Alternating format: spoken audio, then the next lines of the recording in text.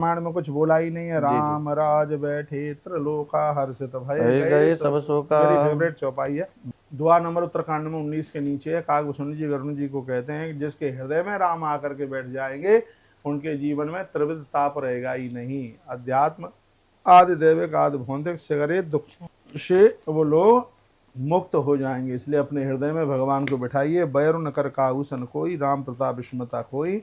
जब ईश्वर आपके हृदय में बैठ जाएंगे तो किसी से दुश्मनी नहीं रहेगी। ना सास बहू से, ना बहू सास से लड़ेगी, ना बेटा बाप से, ना बाप बेटे से लड़ेगा, भाई भाई से नहीं लड़ेगा। प्रभु राम जी का इतना बड़ा प्रभाव है। भुशुंडी रामायण बड़ा अद्भुत है, बहुत विशेष है, बहुत दिव्य है। इसका पाठ आप जरूर कीजिएगा। एक बार इन संपूर्ण चौपाइयों को आप जरूर पढ़ें। तुम मम सखा भरत सम भ्राता, सदा रहु पुरावत जाता। और फिर भगवान प्रभु श्री राम जी निषाद राज को कहते हैं, वस्त्र आभूषण उन्हें दिए का अब तुम अपने घर के लिए जाइए, मेरा स्मरण करते रहिए तो मेरे लिए भरत के समान हो। अयोध्या में सदा आते जाते रहना। यह वचन सुनते ही निषाद राजगु की आंखें भर आई, फुपक फुप करके रोने लगा और भगवान के चरणों में गिर पड़ा। भैया वह राम है जो दीनों से स्नेह करेगा। दुर्बल को न सताइए, जाकी मोटी हाय, मुई खाल की चामसों लो भस्म। तो भगवान तो दीनों के ऊपर दया करने वाले हैं। गुरुकुल के बच्चों का आप दर्शन कर रहे हैं, बीच बीच में मेरी भी निगाह पड़ जाती है, बहुत आनंद होता है। बचन सुनत उपजा सुख भारी, पर चरण भरे लोचन भारी। और भैया चरणों में गिर करके कितना वो रोए। फिर भगवान के चरण कमलों को हृदय में रखकर वह घर चला गया निषाद राजगुरु, और आकर अपने कुटुंबियों को उसने प्रभु का स्वभाव बताया। रघुनाथ जी का यह चरित्र देखकर अवधपुरवासी बार बार कहते हैं कि सुख की राशि भगवान तो श्री रामचंद्र जी हैं। हम तो धन्य हो गए क्योंकि हमने प्रभु राम की अयोध्या में जन्म पा करके हम कृतकृत हो। जिस कुल में, खानदान में, गांव मोहल्ले नगर और क्षेत्र में और देश में एक भी भगवान का भक्त पैदा हो जाता है, जैसे विभीषण ने पूरी लंका को तार दिया, उसी प्रकार से भक्त संपूर्ण कुल खानदान का तारण कर देता जय है। हो इसलिए नारायण। भगवान के भक्त बनिए, ईश्वर के भक्त बनिए, सबसे स्नेह प्रेम कीजिए। 2.5 दिन की जिंदगी है, किस से बैर करना है। रोजाना कथा सुनाई जाती है, कई वर्षों से सुनाई जा रही है, तो कथा सुनकर तालियां बजा करके छोड़ दें, इससे काम नहीं चलेगा।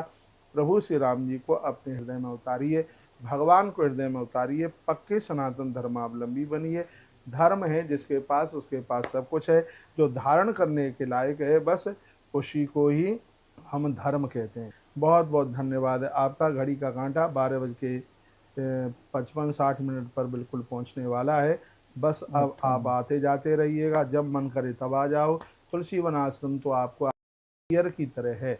आप जब भी आइए, यहाँ रहने करने का, खाने पीने का पैसा ऐसे ही नहीं लगता। जैसे आप पियर जाते हैं तो भाई आपके हाथ में कोई बिल थोड़ी थमा देता है। मैं तो कहूँगा आप रक्षाबंधन पर आइए, सावन के महीने में आइए, उज्जैन आइए। पूरा महीना में अवंतिका उज्जैन धरती पर हूँ, और 30 तारीख से अनुष्ठान आरंभ हो जाएगा, लेकिन कथा 31 तारीख से। 30 तारीख को मैं यहाँ सुबह निकलूँगा, शाम तक पहुँचूँगा, और हमारी टीम आचार्य जी के साथ में रात्रि को ही निकल जाएगी, 29 तारीख की रात्रि को, और 30 तारीख से अनुष्ठान आरंभ हो जाएगा।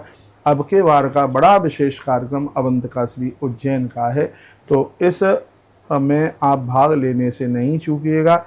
बहुत अद्भुत, आप जानते हैं यहाँ हर कार्य है वो बड़े विधि विधान के साथ होता है। आपकी जानकारी के यदि कोई श्री कैलाश मानसरोवर गए हों तो उनको पूछ लेना तो मानसरोवर के किनारे पर तर्पण कैसा हुआ वह आपको बता देंगे। जो श्री गया जी आते हैं ये उनको भी पता है कि यहाँ बारीकी से ध्यान रखा जाता है हर पूजा पाठ के ऊपर।